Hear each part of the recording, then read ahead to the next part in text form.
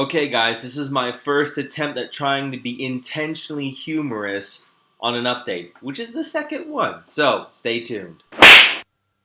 So, I want to get a different vehicle, and in Carlsbad, there isn't really much to be had around here. Now, if I wanted a truck, and it had to be a truck, yeah, I'd have a vehicle by now. Yeah, in this area, there is trucks galore, but I wanted a Jeep Cherokee or a Jeep Wrangler. They don't have them around here, but they did in El Paso. But little did I realize that going to El Paso was going to be an adventure. Do all the right things first, right? You know, for me, my primary method was Craigslist, and so, you know, you contact a few private sellers and you contact a few dealers and you do it that way. Well, little did I realize that people in El Paso are really flaky. I've never experienced that in Nashville when I bought and sold my vehicles. It's just unbelievable. You send the text messages, and you send text messages that, I guess you could say, show that the person that you're actually reading what they're telling you or what they put in the ad. And the funny thing is, so I text one person and I text them and I say, you know, hey, do you have the title? Is it in your name? When are you available to show the car? And the first thing, not even 10 minutes, I send this text message, he goes, I don't accept PayPal or cashier's checks or any of your scam BS. And I was like, texting him back. I didn't say anything about PayPal, cashier's checks, or anything like that. I asked him my questions. And then he's like, oh, LOL. Oh, I'm just running into a lot of scammers, blah, blah, blah, blah, blah. If there ever was a moment that which should have been my first red flag, and I thought at first it was the individual, but if there was ever my first red flag that El Paso was nuts, that was the first one. And now of all the messages that I ever sent, only 2 responded. I think I sent out 7 messages to 7 different private sellers. 2 responded. No, excuse me, 3 responded. Then the guy who was nuts talking about scams, a guy who was selling a Jeep Wrangler. Oh yeah, the first guy was a Jeep Cherokee, second guy was a Jeep Wrangler, and the third was a Jeep Cherokee, but that was a dealership. And so the dealership was the first place I went to. Now it was a dealership / auto repair store. And it was, you know, kind of sketchy when I went there, and I said to myself, oh, you know, it looked real good on the Craigslist ad. So I go in and I open the door and I say, is this the right spot for the Jeep Cherokee? A black Jeep Cherokee. And he's like, yeah. And then she hands me the key and she walks out with me to the place. And I go, put the key in, I try to start it, and it doesn't start. It tries and it doesn't. And immediately out of the corner of my eye, I can see that the lady just immediately walked off. And I try to start it again, and it doesn't start. It tries, but it doesn't start. So I know a little trick, you know, if you start pumping the gas pedal, it might help. And I do it, and it just barely, and it doesn't start. So I, take the key out, I close the door, and she's standing there, and she asks me, "You want I should jump start it from another car?"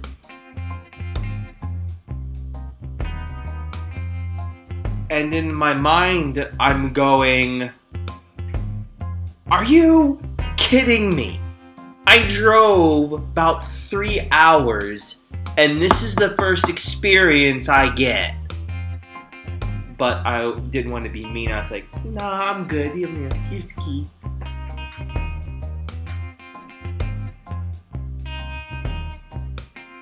Already, I'm off to a good start.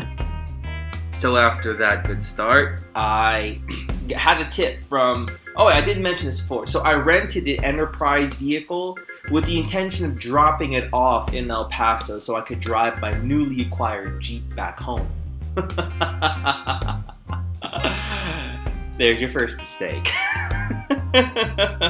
But anyway, I got a tip from a girl at the Enterprise talking about Alameda Street.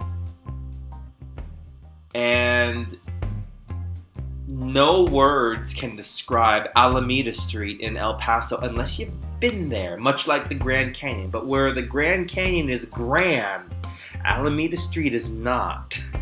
And I kid you not, although when I tell you that these car dealerships, they don't have anywhere you can park to get out and look at the vehicles they've got.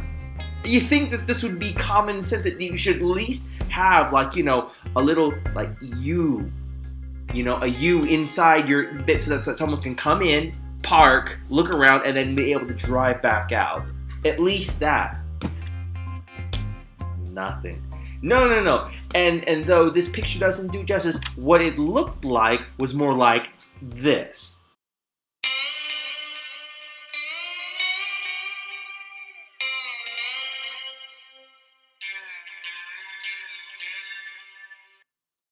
Creepy, huh? So I'm going down Alameda Street and I say to myself, I'm going to go see what Steven's hospital looks like. Steven. So I go there. It's a really beautiful hospital, let me tell you what. And I'm going to include at the very end of this video me saying, back when I was in El Paso. Only in El Paso, maybe. But all this story is basically my story of, hey guys, back when I was in El Paso. Because now I can say it too, for realsies. Okay, so I go to the hospital and then I work my way back and I'm like trying to look at, you know, these vehicles. One Jeep Cherokee had 44 Carfax tick marks on the report, and of course they charge you $50. I'm exaggerating, but it's not that far off the mark. $50 to check a Carfax on the vehicle. I'm like, this is just, seriously. At any rate, though, and the one car dealership I did try to park at that had a whole bunch of Jeeps that I wanted to look at, there was nowhere to park, and they kind of looked at me like this.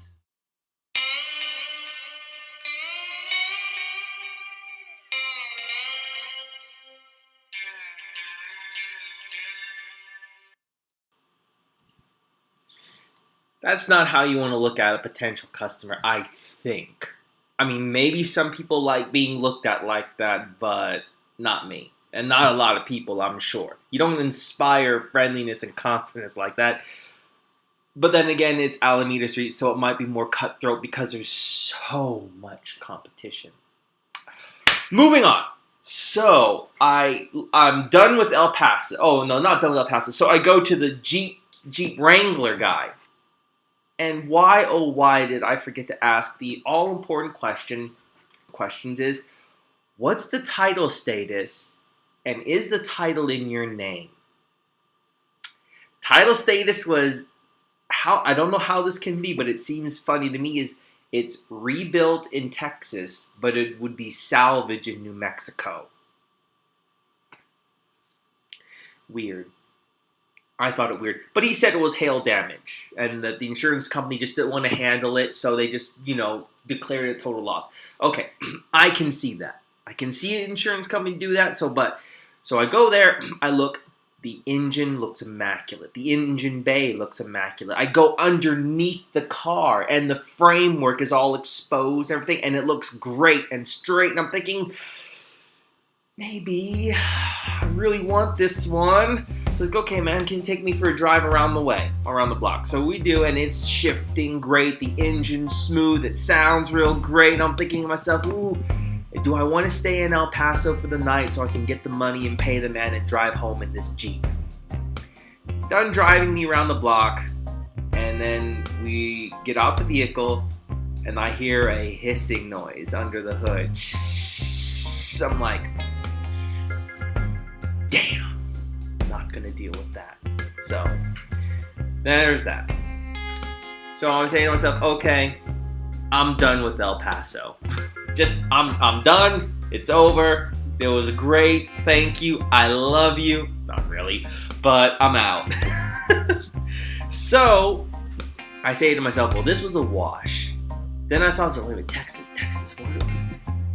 And I said to myself, and some of you guys know, Prada Marfa, Texas. That's right. So I go down the Prada Marfa, Texas, but it's late at night, so I didn't get any daytime pictures, but whatever, I got there. So there will be some pictures at the end of this one showing my visit to Prada Marfa. So yeah. So the moral of the story is, I don't even know if there's any moral in this story. It's just some crazy event that happened to me back when I was in El Paso. So yeah. Oh, one thing is, so I'm driving the Prada Marfa and I'm thinking to myself, what's that horrible smell? And over the horizon, on my right-hand side, I see this humongous cattle ranch. I'm like, oh, okay. And I tell you, the car air conditioner is on circulation, so I'm not drawing in outside air, windows up, and I still smell it. Cow. Yeah. Just, oh. At any rate, though, I said to myself as I was driving back, this is a story to tell. Back when I was in El Paso.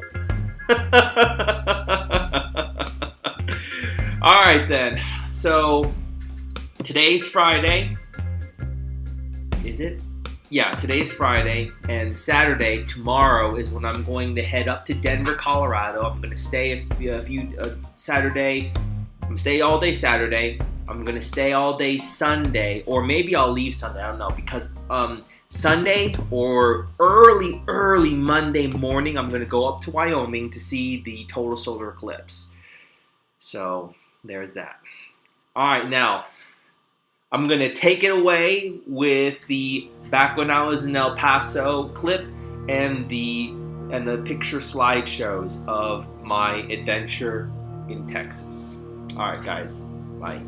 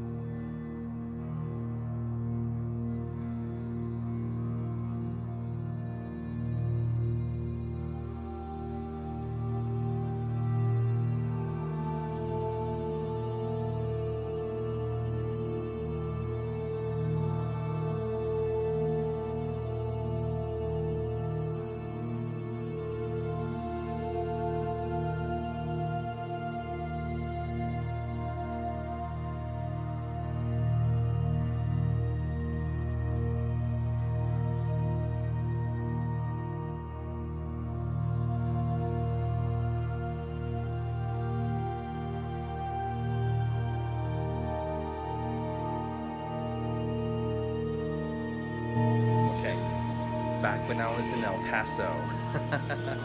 All right, catch you later, Steven.